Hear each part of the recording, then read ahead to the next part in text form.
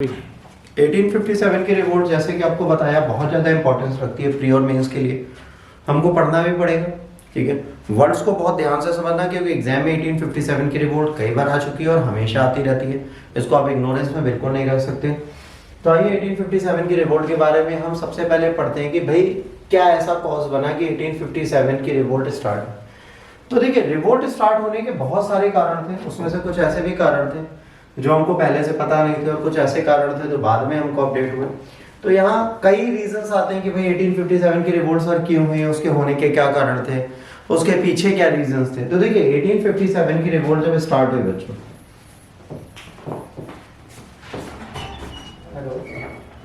जब 1857 की revolt start हुई तो यहाँ पे दो फैक्ट्स हमारे सामने आए। पहले ये कि दो तरीके के लोग इस सोसाइटी में रह रहे थे। एक रह रहे थे इंडियंस और एक यहां पर आए यूरोपियंस। तो जो देखिए एक सिंपल सी चीज है, कल्चरल डिफरेंसेस दोनों में होंगे। जो यूरोप से आएगा उसका कल्चर बिल्कुल अलग है, जो इंडिया का होगा उसका कल्चर बिल्कुल अलग है। आज भी अगर आप अमेरिका चले जाएं और इंडियंस को भेज दें तो इंडियंस का कल्चर टोटली डिफर करता है अमेरिकन पीपल से और यूके के लोगों से। नो डाउट हम उनको कैप्चर करने की कोशिश करते हैं, उनका जैसा बनने की कोशिश करते हैं, बट इस एफर्ट में कभी ना कभी हम खुद भी फ्लॉप हो जाते हैं। तो इस एफर्ट्स की हमें ध्यान नहीं देने। तो यहाँ पर क्या हुआ कि जब ये लोग आए तो इन्होंने बहुत सारे चेंजेस लाने की कोशिश की। अच्छा, ये चेंजेस किसके लिए ला रहे थे? अपने लिए ला रहे थे। जो ब्रिटिशर्स आए थे वो चेंजेस हमारे लिए नहीं ला रहे थे, वो पर्टिकुलर अपने कंफर्ट के लिए ला रहे थे कि भाई अगर हम अपने कंफर्ट के हिसाब से चीजें बदलेंगे तो हमें ज्यादा बेनिफिट मिलेगा। तो अपने कंफर्ट के अकॉर्डिंग यहाँ पे चेंजेस लाना स्टार्ट कर चुके थे। अब ये पर्टिकुलर चेंजेस लाते जा रहे थे जो हमारे काम आता जा रहा था। और ये चीजें क्या कर रहे थे? सोशली, इकोनॉमिकली, पॉलिटिकली, सामाजिक रूप से, अर्थव्यवस्थिक रूप से, आर्थिक रूप से, राजनीतिक रूप से हमको बदलने की कोशिश कर रहे थे और धार्मिक रूप से हमें बदलने की कोशिश कर रहे थे। अब ये जो बदलाव ला रहे थे उससे एक लॉस हो रहा था। उससे क्या लॉस हो रहा था? इस बदलाव से हमें प्रॉब्लम ये हो रही थी कि हम इस बदलाव को एक्सेप्ट नहीं करना चाह रहे थे। फिर हमें एक इमीडिएट रीजन चाहिए था, एक ऐसा कारण चाहिए था जिससे हम रिवोल्ट कर सकें। तो जब हमें एक मेन कारण मिला, वो क्या मिला? Enfield rifle. हमें क्या मिला बच्चों? एनफील्ड राइफल एक ऐसा रीजन मिला जिसके बाद हमको ये लगा कि हाँ भाई ये जो रिवोल्ट है ये हमारे लिए हेल्पफुल हो सकती है और हमें बहुत सारा फायदा दे सकती है। तो हमने क्या किया? हमने इस रिवोल्ट के खिलाफ आवाज उठाई। कैसे उठाई? हमने कहा कि भाई ये जो रॉयल एनफील्ड राइफल आप ला रहे हो इसमें कारतूस लगे। क्या लगे बच्चों? इसमें कारतूस लगे। कारतूस कैसे लगे समझिएगा। एक लेदर का थैला होता था कुछ इस तरीके का, ठीक है, ऐसे पैक होता था यहाँ से, ठीक, ये पैक है लेदर का थैला। यहाँ पर लगी है क्या? ग्रीस, ठीक। और एक ऐसी स्टिक होती थी जिसके आगे कुछ इस तरीके से लोहे का बॉल्ब लगा होता था, ये उन लोग के पास होती थी। ये इनकी राइफल होती थी, ठीक है। इस राइफल में क्या करते थे? यहां से गन पाउडर डालते थे, ठीक है। ये यहां पर इनके पास लोहे के छल्ले होते थे। पहले इसमें लोहे के छल्ले इंसर्ट करते थे, इसके बाद यहां से क्या करते थे? गन पाउडर डालते थे, ठीक। अभी गन पाउडर डाल के इसको मिलाते थे। जब मिलाते तो ये क्या होता था? हीटअप हो जाता था, ठीक। इसे हीटअप होने के बाद फिर ये फायर कर देते थे। तो ये फायरिंग का एक तरीका बनाया गया था कि किस तरीके से इनको फायर अप करना है। अब यहाँ पर इशू क्या था? ये जो था ये क्या था? बारूद था। और बारूद के साथ प्रॉब्लम क्या होती है? जो बारूद है, बारूद सहलना नहीं चाहिए, बारूद में सीलन नहीं रहनी चाहिए। तो इस चमड़े के बैग को खराब ना हो और इसकी सील बनी रहे तो इन्होंने क्या किया था? इन्होंने यहां पर ग्रीस लगाई थी। और ये ग्रीस जो थी एनिमल फैट ऑयल से बनी थी, ठीक है। ये ग्रीस एनिमल फैट ऑयल के साथ बाकी चीजों से भी बनी हुई दिख रही थी। यहां पर क्या हो रहा था? ये जो ग्रीस थी ये किस चीज के लिए बनी हुई थी? ये जो ग्रीस थी ये एनिमल फैट ऑयल में काव और पिग से बनी थी। तो काव और पिग के फैट से बनी थी, इसीलिए एनफील्ड राइफल इमीडिएट फैक्टर हो गया 1857 की रिवोल्ट का, ठीक है। और जाहिर सी बात है कि अब हमें क्या करना है? अब हमें यह समझना है कि भाई यहाँ पे बेसिक चीजें क्या हुई। 1857 की रिवोल्ट जब स्टार्ट हुई तो यहाँ पर बहुत सारी चीजें हुई। सोशल कॉज सबसे पहले आता है। सोशल कॉज में बेटा क्या करना पड़ता है? सोशल कॉज को अगर आप ध्यान से देखिए तो यहाँ पर क्या हुआ? जब आप सोशल कॉज की बात करेंगे, समाज की बात करेंगे, तो समाज में बहुत ज्यादा बदलाव आते हुए दिखेगा। क्या बदलाव आता हुआ दिखेगा? मैंने आपको पहले बोला कि जब हम रेस की बात करते हैं, सोशियो रिलीजियस बात करते हैं, तो क्या हुआ यहां पर प्रॉब्लम ये आएगी कि इंडियन ट्रेडिशन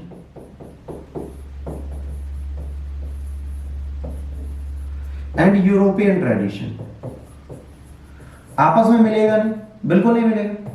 तो जो इंडियंस खाते पीते हैं, जिस तरीके के इंडियन का रहन सहन था, जिस तरीके से इंडियंस काम करते थे, वो इन लोगों को समझ में नहीं आएगा। जब इन लोगों को समझ में नहीं आएगा तो क्या कोशिश करेंगे, कोशिश करेंगे कि एक काम करते हैं, इनको भगाते या इनको इंप्रूव करते हैं। तो यहां पर क्या है, रिलीजियस एंड सोशल रेसिज्म की बात करते थे 1857 रिवोल्ट से पहले, ठीक है। इंडियंस को एक्सप्लॉइट किया गया था और इन्हें यूरोपियन से मिक्स करने को मना किया गया था, ठीक है। व्हाइट्स हमारे धार्मिक मामलों में हस्तक्षेप भी करते थे और हमारे जो भी सभ्यता और संस्कृति से रिलेटेड मामले होते थे उनमें घुसते थे और हमको बहुत ज्यादा परेशान करते थे। वेस्टर्न सिविलाइजेशन जब आया इंडिया में तो प्रॉब्लम आई, जैसे 1850s ने चेंज कर दिया हिंदू लॉ को, लेक्सी लॉकी का लॉ दे दिया, जिसमें इन्होंने कहा कि अगर आपको अपनी एंसेस्टर की प्रॉपर्टी चाहिए तो आपको क्या करना पड़ेगा, क्रिश्चियन बनना पड़ेगा। अगर आप क्रिश्चियन नहीं बनते तो आप अपने एंसेस्टर्स की प्रॉपर्टी को यूज नहीं कर सकते। ये एक इशू यहाँ पर आ गया। इसके बाद गवर्नमेंट ने प्लान किया कि भाई अगर ईसाई मिशनरी आएंगे तो उनको राइट दिया गया है कि भाई साहब आप आ सकते हैं और क्रिश्चियनिटी को स्प्रेड कर सकते हैं, मतलब बाइबल के पार्ट को आप हर जगह लोगों को पढ़ा और बता सकते हैं। तो इन्होंने ये भी स्टार्ट कर दिया। इसके बाद एबोलिशन हो गया, प्रैक्टिस सती और फीमेल इन्फेसाइड, मतलब बच्चों का जो महिलाएं हैं जो लड़कियां हैं उनके भ्रूणों की हत्या करनी बंद कर दी गई और सती सैक्रिफाइस आ गया। फिर विडोरी मैरिज आ गई। फिर वेस्टर्न एजुकेशन मेथड को डायरेक्टली इन्होंने स्टार्ट कर दिया देना। इन्होंने कहा जो आपके गुरुकुल और मदरसे हैं वो इतने अच्छे हैं नहीं कि आपको एजुकेशन प्रॉपर दे पाए, तो गुरुकुल और मदरसे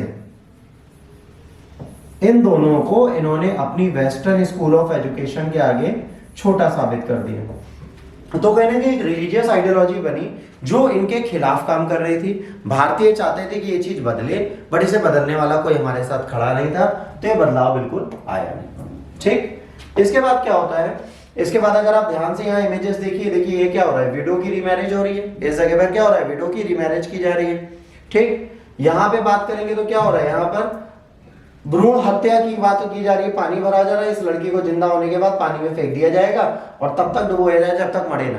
हमारी मूवीज में भी आया था, है ना, अगले जन्म मोहे बिटिया ही की, जो उसमें भी क्या किया गया था, बाल्टी में पानी भर के दादी बच्ची के भ्रूण को लेती है, जब पैदा हो जाती है उसको पानी में डुबो के मार देती है, ये होता था। वही चीज यहाँ पे की जा रही है। यहाँ पर बच्चों को बचाने के लिए आज भी हम मुहिम चला रहे हैं। ये सती है, सती में आपको देखा पति मरा, पति के मरने के बाद इसको वहीं पे बैठा दिया, इसी की गोद में डेड बॉडी रख दी और इसको जला दिया। अगर आप विडो मैरिज करने नहीं देंगे तो सती होना ज्यादा आसान था, ठीक है। विडोज की कंडीशन जो होती है वो कुछ इस तरीके की हमारे देश में होती थी। तो अंग्रेजों ने कहीं ना कहीं सामाजिक सुधार का प्रयास किया, बट इसे हमने यूनिवर्सली एक्सेप्टेंस नहीं दी। इसके बाद क्या हुआ बच्चों, इसके बाद आया कॉज ऑफ द रिवोल्ट में पॉलिटिकल कॉज। अब पॉलिटिकल कॉज में भी बहुत सारी ऐसी चीजें आई जो हमें समझनी पड़ेगी। पहला पॉलिटिकल कॉज हमारे सामने क्या आया बेटा, पहला पॉलिटिकल कॉज आया कि ब्रिटिश ने एक्सपेंशन करना स्टार्ट किया, और जब इन्होंने एक्सपेंशन करना स्टार्ट किया तो जब डॉक्ट्रिन ऑफ लैप्स लेके डलहौजी आए तो इन्होंने ये कहा कि भारत को मैक्सिमम में आज के जब तक बैठा हूं तब तक मैं जीत के चला जाऊंगा। तो इन्होंने क्या किया, डॉक्ट्रिन ऑफ लैप्स लाए। डॉक्ट्रिन ऑफ लैप्स में कहा अगर सुशासन नहीं है तो मैं जीत लूंगा उसे, अगर कोई उत्तराधिकारी नहीं है तो मैं जीत लूंगा उसे, ठीक। तो भाई अवध में तो नवाब साहब के पास बहुत सारे उत्तराधिकारी थे, तो उन्होंने कहा यहाँ पर शासन सही नहीं चला, ठीक। सतारा, झांसी, ये सारे ऐसे प्लेस थे जिनको इन्होंने क्या किया, हमको बेवकूफ बना के जीत लिया। ये देखिए जैसे बगहात है, अवध है, जैतपुर है, झांसी है ना, नागपुर है, सतारा है, उदयपुर है, ये वो टेरिटरीज बनी बच्चों जिसे इन्होंने डॉक्ट्रिन ऑफ लैप्स के तहत जीत लिया, ठीक। इन्होंने डॉक्ट्रिन ऑफ लैप्स के तहत इसको पूरी तरीके से विन कर लिया और इन्होंने कोई काम नहीं किया, इसको जीतने का काम इन्होंने किया प्रॉपर मैनर में, ठीक है। इन्होंने इसे विन कर दिया। अब जब इसको विन कर लिया तो भाई देखिए ये टेरिटरीज बड़ी थी, जैसे अवध वाला एरिया पूरा, ये वाला पूरा एरिया, ये इन सारे एरियाज को इन्होंने जीत लिया। तो इन्होंने कहीं ना कहीं डेवलपमेंट अच्छा किया और उस डेवलपमेंट को आगे बढ़ाने की कोशिश की। फिर पॉलिटिकल कॉज में डॉक्ट्रिन ऑफ लैप्स से और सब्सिडरी अलायंस कर दिए। सब्सिडरी अलायंस का मतलब क्या होता है ये भी समझ लीजिए। सब्सिडरी अलायंस का मतलब होता है बच्चों, हमने क्या किया, हमने सैनिक रखे, ठीक है। हमने कहा कि ये एक टेरिटरी है, हमने कहा भाई साहब इस टेरिटरी में आप किंग बन के रहिए, बट आप हमारा एक एजेंट आपके यहां बैठेगा और ये एजेंट क्या करेगा, ये एजेंट ही आपको प्रोटेक्शन देगा। और इस प्रोटेक्शन के लिए हम क्या करेंगे, इस प्रोटेक्शन के लिए हम ब्रिटिश आर्मी आपके यहाँ तैनात करेंगे। तो आपको अपनी नेटिव आर्मी रखने की जरूरत नहीं है, और आप कोई भी इंटरनेशनल रिलेशंस हमसे पूछे बिना बिल्कुल नहीं बनाएंगे। इन्होंने कहा हमसे पूछे बिना आप कोई भी आईआर का रिलेशन नहीं बना सकते, इंटरनेशनल रिलेशन बनाने का अधिकार आपका बिल्कुल खत्म। हमने कहा ठीक भाई, बिल्कुल नहीं बनाएंगे, कोई बात नहीं। इन्होंने कहा बट जब हम आपके यहाँ सेना रखेंगे, कुछ रखेंगे, तो what we need money. Subsidiary alliance का मतलब हो गया कि हम आपके दोस्त हैं और सेना हम रखेंगे, सुरक्षा आपकी करेंगे, और सेना आपके यहाँ रहेगी आपके खर्चे पर, जरूरत पड़ने पर हमारा काम करेंगे। तो इस तरह सब्सिडियरी अलायंस किया। फिर डॉक्ट्रिन ऑफ लैप्स रहा है। डॉक्ट्रिन ऑफ लैप्स क्या है, ये एक नोटेबल ब्रिटिश टेक्निक थी डॉक्ट्रिन ऑफ लैप्स। सबसे पहले लॉर्ड डलहौजी ने 1840s में स्टार्ट की। इन्होंने प्रोहिबिट किया किसी भी हिंदू रूलर को नेचुरल हायर नहीं है तो अपने सक्सेसर को अडॉप्ट नहीं कर सकते, और अगर लीगल हायर नहीं है तो उनके वतन को ये ले लेंगे। इस प्रॉब्लम से कई सारे ब्राह्मण्स है ना थे जो डिसकंटेंट हो गए, और इनके रेवेन्यू भी चले गए, इनके लीगल राइट्स भी चले गए। तो कहीं ना कहीं ये लोग आपस में कहीं ना कहीं अंग्रेजों से नाराज हो गए। इन्हें लगा कि भाई अंग्रेज हमारा साथ नहीं दे सकते, अंग्रेज हमारे खिलाफ खड़े हैं, तो इनको मारना हमारे लिए जरूरी है। ठीक, यहां तक कोई डाउट हो तो आप लोग कमेंट कर सकते हैं, मैं तुरंत देख लूंगा, जवाब दे दूंगा, कोई इशू वाली बात नहीं। इकोनॉमिक अफेयर्स की अगर बात करें बेटा, तो various taxation, various revenue systems बने हुए थे। पेजेंट्स हैवीली टैक्स दे रहे थे। अब यहाँ पर भी बहुत इंपॉर्टेंट चीज है, पेजेंट्स बहुत ज्यादा कर दे रहे थे। कैसे कर दे रहे थे इसको समझिए। जैसे कि कल जब हम लोग बात कर रहे थे तो हम लोगों ने बात की थी रैयतवाड़ी मेहरवाड़ी, याद है, रैयतवाड़ी सेटलमेंट की बात की थी, ठीक है, महलवारी की बात की थी, और स्थायी बंदोबस्त या परमानेंट सेटलमेंट की बात की थी।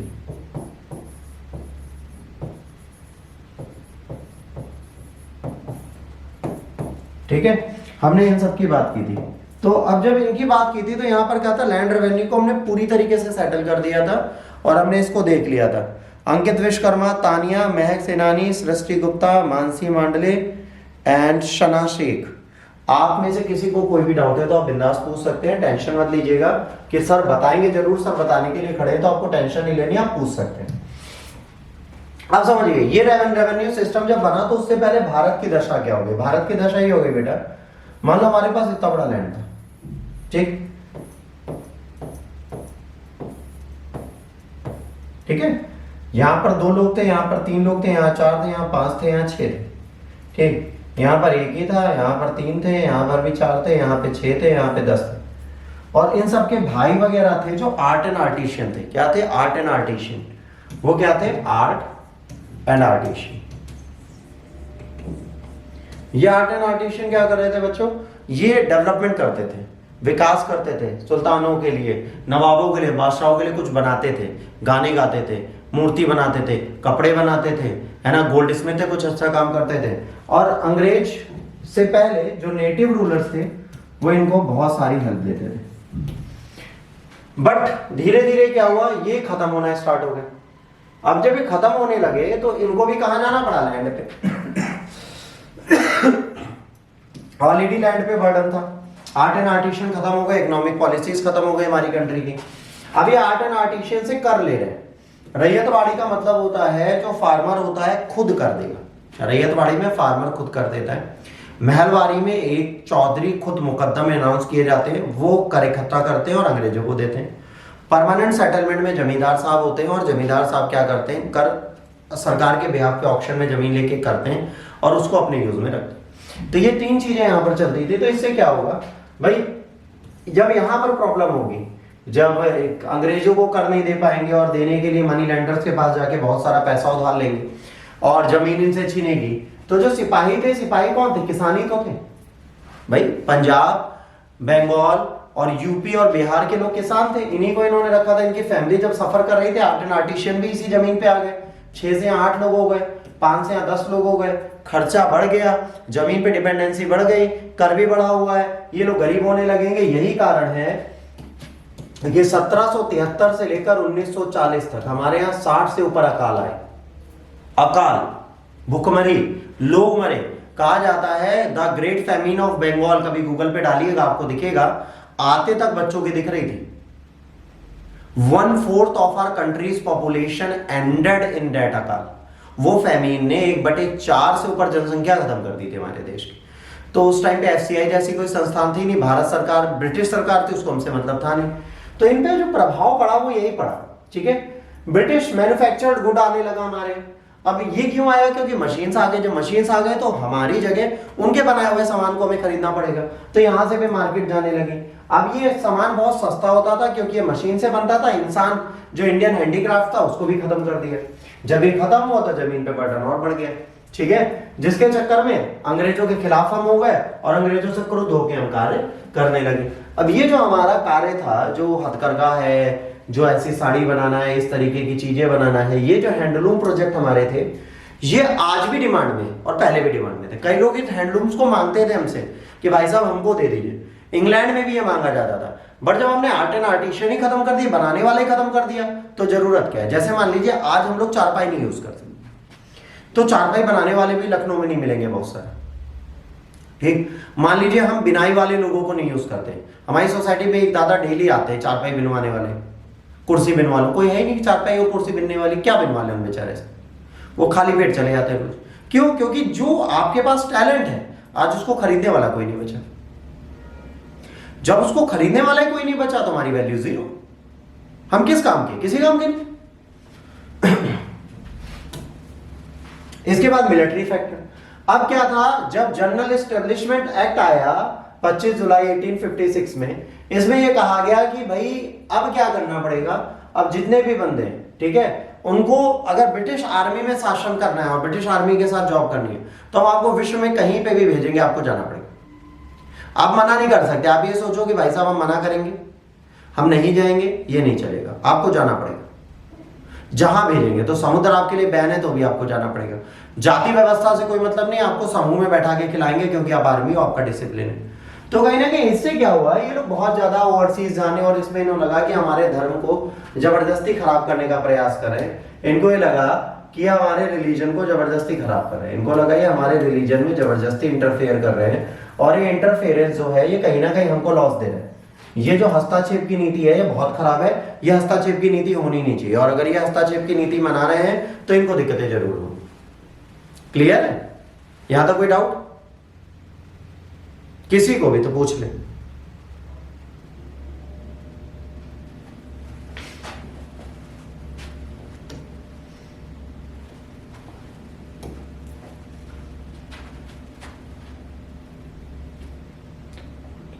रिकॉर्डिंग ऑफ कर।